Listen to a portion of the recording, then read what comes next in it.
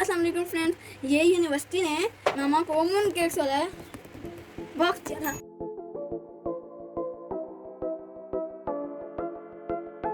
आज हम moon cake box की अनबॉक्सिंग करेंगे। इसके पीछे सारा लिखा हुआ है, ये मून केक्स हैं और इनके यहाँ अंदर लिखा गया है किस किस चीज़ से बने हैं। और हम खोलते हैं।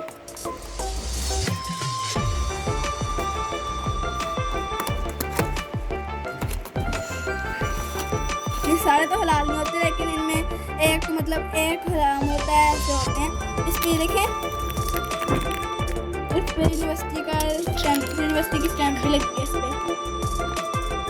यूनिवर्सिटी की स्टैम्प लगी है। ये बताइए, मैं कहता हूँ ओके, ये एग फ्लेवर का है।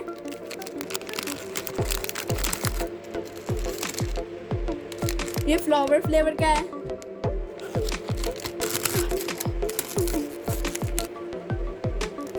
ये गुलाब फ्लेवर का है।